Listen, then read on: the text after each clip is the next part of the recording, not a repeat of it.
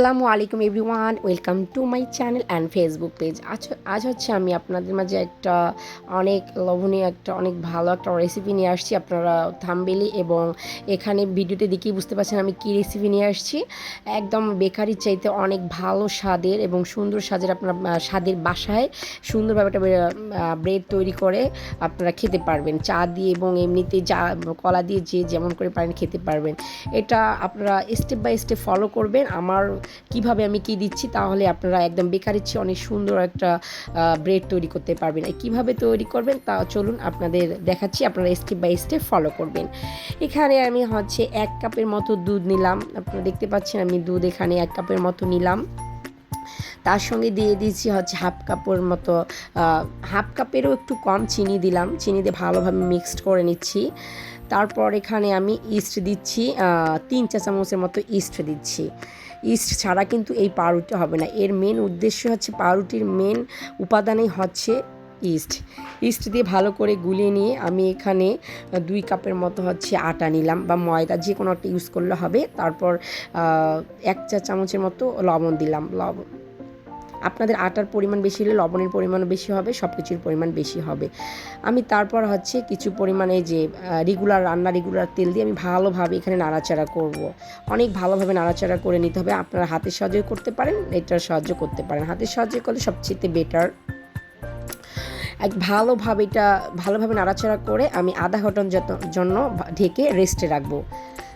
এখন এই যে আধা ঘন্টা পর আমি ঢাকনাটা ছেড়ে যে আপনাদের দেখাচ্ছি কত সুন্দর ফুলে উঠেছে। আপনারা দেখতেই পাচ্ছেন অনেক সুন্দর ফুলে উঠেছে। আপনি আধা ঘন্টা রেস্টে রাখবেন।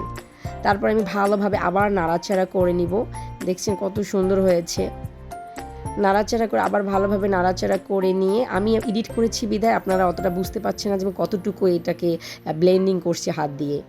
এখন ভালোভাবে করার পর আমি একটা বেলুনের সাহায্যে আমি বেলে নিচ্ছি। তারপর আমি হাতের সাহায্যে দেখাই দিচ্ছি কীভাবে এটা তুলতে হয়। এই যে দেখতেছেন আমি এরকম করে তুলে, আপনারা আগে একটু তেল ইউজ করে নেবেন, নাহলে লেগে যেতে পারে। আমি তেল দিতে ভুলে গিয়েছিলাম, তাই আমারটা তুলতে একটু সমস্যা হয়েছে। বা আটাও আপনারা নিয়ে নিতে পারেন। এই যে আমি প্রথমে আঠাও দিইনি, তেলও দিইনি, এই জন্য আমারটা একটু সমস্যা হয়ে গেছিলো তুলতে। আবার এই সেটটা আবার এইরকম করে বেলে নেবেন। সুন্দরভাবে বেলে নেওয়ার পর আপনারা দেখতেই পাচ্ছেন আমি কিভাবে বেলে নিচ্ছি। আপনারা শুধু ফলো করবেন যে বেলে নিচ্ছি। সব তো হচ্ছে মুখে বললে হয় না, কিছু কিছু দেখে শিখে নিতে হয়। আমি এখন লম্বালম্বি করে দেখছেন আমি কিভাবে আবার তুলতেছি। এবার দেখেন আমার তুলতে কোনো প্রকার সমস্যা হচ্ছে না, কারণ আমি যেবার হচ্ছে আটা এখানে ইউজ করেছি। আটা অথবা তেল দুইটা যে কোনো একটা ইউজ করতে পারেন। তারপর দেখেন কিভাবে আমি টেনে সুন্দরভাবে একটা সমান একটা করে ফেলতেছি, রুটিটা তৈরি করে ফেলতেছি।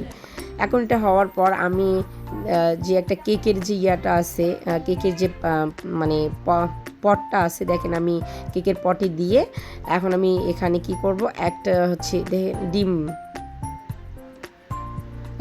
আমি ভালোভাবে ফেটে নিয়ে ভালোভাবে দেখেন কোনো সাদা অংশ আলাদা করিনি, সাদা আলাদা না করে আমি সুন্দরভাবে মিক্স করে এখন এই যে এর উপরে দিয়েছি। এটাও কিন্তু আমি ওখানে রাখার পরও আমি কিন্তু 10 মিনিট পর বা আধা ঘন্টা পর আমি বের করে তারপর ডিমটা দিয়ে এই যে আমি একটা গরম আমি কেকের পটটা রাখার পর কিন্তু আমি আবার আধা ঘন্টা রেখেছি। যখন এই ফুলে উঠেছে তখন আমি ডিমটা ব্রাশ করে দিয়ে এই দেখেন আমি এখানে কিছু যে পাত্রটা এখানে রেখে এখানে কিছু ফয়েল পেপারও দিতে পারবেন বা কাগজও দিয়ে এর উপর একটা স্থান বসাই দিয়ে এটা দেওয়ার পর সুন্দরভাবে ঢেকে রেখে প্রায় আধা ঘন্টা বা 20 মিনিটের মতো আপনারা এটা ইউজ করবেন। আমি আধা ঘন্টার পর আমি ফিরতেছি, দেখেন কত সুন্দর কালারটা হয়ে আসছে। অনেক সুন্দর একটা ব্রেড তৈরি হচ্ছে। এখন আমি এটা নামাচ্ছি। নামানোর পর আপনাদের দেখাচ্ছি যে এটা কীরকম হয়েছে। আপনার বাসায় এত বড় একটা ব্রেড তৈরি করে 2-3 দিন ভালোভাবে আপনারা খেতে পারবেন, এবং নিজেরাই তৈরি করে খেতে কিন্তু কোনো সমস্যা নেই। যখন বাসায় একটা কোনো কিছু তৈরি হয় না, অসাধারণ লাগে এবং খেতেও সুন্দর লাগে, কোনো প্রকার ঝামেলা নেই। এটা কিন্তু কোনো প্রকার বেশি উপাদান লাগলো না, 2-3টে উপাদান দিয়ে আপনার এই রুটিটা তৈরি হয়ে গেল। তা যদি আমার এই ভিডিওটি আপনাদের ভালো লাগে বা কোনো কিছু শিখতে পারলেন, না হলে বারবার একটু ভিডিওটা দেখবেন, দেখে ভালোভাবে দেখে নিয়ে আপনারা এটা তৈরি করবেন। তা ভিডিওটি ভালো লাগলে অবশ্যই আমার চ্যানেলটিকে সাবস্ক্রাইব করবেন এবং লাইক করবেন, কমেন্ট করবেন। অত্যন্ত আমার চ্যানেলটিকে সাবস্ক্রাইব করতে ভুলবেন না যদি ভালো লেগে থাকে। তা সবাই আমার জন্য দোয়া করবেন, সুস্থ থাকবেন। আর হচ্ছে সাবস্ক্রাইব করে পাশে যে নোটিফিকেশন আছে অলে ক্লিক করে রাখবেন। নেক্সটে আমি কোনো ভিডিও ছাড়লে আপনাদের মাঝে সেই নোটিফিকেশন চলে যাবে। তো যদি আমার এই ইয়েটা ভালো লাগলো রেসিপিটা, তা আমার অবশ্যই চ্যানেলটিকে সাবস্ক্রাইব করতে ভুলবেন না। ভালো থাকবেন, সুস্থ থাকবেন। আসসালামু আলাইকুম।